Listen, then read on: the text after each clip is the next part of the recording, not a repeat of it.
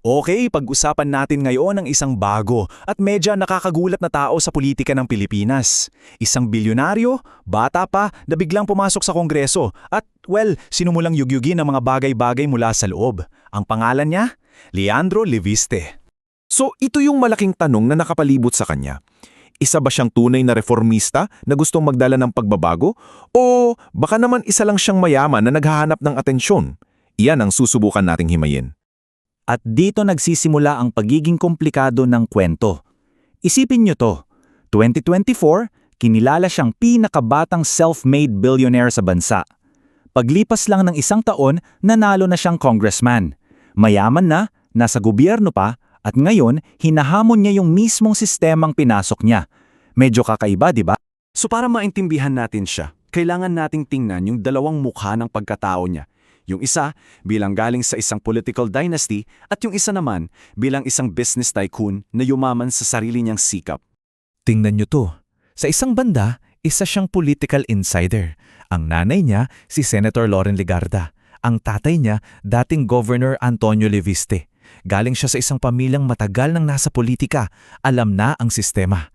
Pero sa kabilang banda, isa siyang self-made outsider. Siya yung nagtayo ng Solar Philippines nung 20 anyos pa lang siya at kumita ng bilyon-bilyon.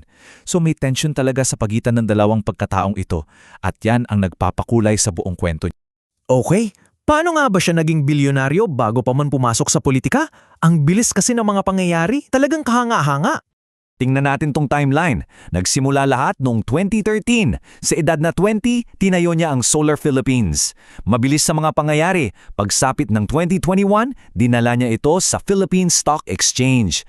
Pagdating ng 2024, opisyal na. Siya na ang pinakababatang self-made billionaire. At noong 2025, pumasok na siya sa Kongreso. At hindi lang basta nanalo, kumuha siya ng 74.58% ng boto sa Batangas. Ang bilis talaga ng paghangat.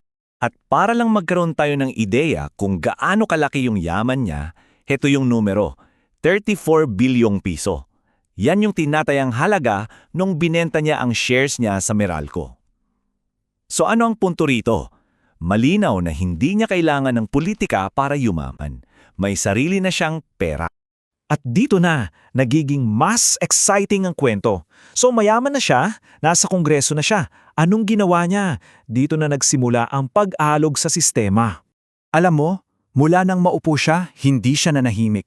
Ang una niyang binatan, yung sinasabing malawakang korupsyon sa mga flood control project, mga proyektong para sana sa kaligtasan ng mga pamilya. Kinwestiyon din niya yung report na may 2 million pesos na Christmas bonus daw para sa mga mambabatas at yung mga pagtaas ng budget na walang malinaw na paliwanag. Ang hiling niya, simple lang, transparency and disclosure. Sa madaling salita, ipakita niyo ang resibo. Pero syempre, hindi naging madali yung landas niya. Nagkaroon agad ng kontrobersya yung sa mga dokumento ng DPWH. Sabi ni Leviste, ibinigay sa akin ng mga files, pero may lumabas na kwento mula sa ilang anonymous staff na, hindi, sa pilitan niyang kinuha yon. Dalawang magkaibang kwento, at hanggang ngayon, di pa rin natin alam kung ano talaga ang totoo. At hindi lang yan, may lumabas pang ulat na sinubukan daw siyang suhulan ng 3.1 milyong peso noong Agosto 2025. Para saan? Para lang itigil yung investigasyon niya sa flood control. Kung totoo to, grabe yung pressure at yung mga puwersang bumabangga sa kanya. Dito na tayo sa huling bahagi. Kasi lahat ng mga ginagawa niya, lahat ng kontrobersya, nagbubukas yan ng isang mas malaki at mas mahalagang usapin. Kasi isipin mo, yung mga ginagawa niya, naglalabas siya ng tanong para sa ating lahat. Bakit yung transparency, na dapat sana ay karapatan natin, kailangan pang ipaglaban? Bakit hindi yan yung normal na gawain sa gobyerno? Yung panawagan niyang ito para sa transparency, parang boses na rin ng isang bagong henerasyon.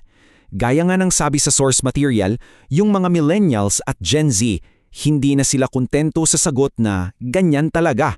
Gusto nilang makita yung resibo. Gusto nila ng pruweba. At napaka-importanting tandaan na hindi lang ito tungkol sa politika o sa mga politiko, ito ay tungkol sa totoong buhay ng mga Pilipino.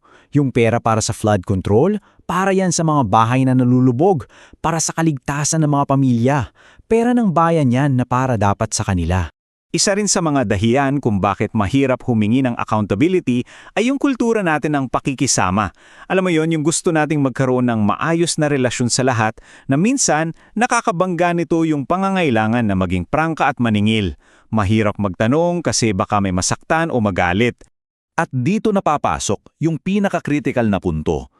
Kung siya na isang bilyonaryo, may koneksyon, may pera at may proteksyon, ay nahihirapan ng ganito para lang itulak ang transparency. Paano pa kaya yung isang ordinaryong mamamayan?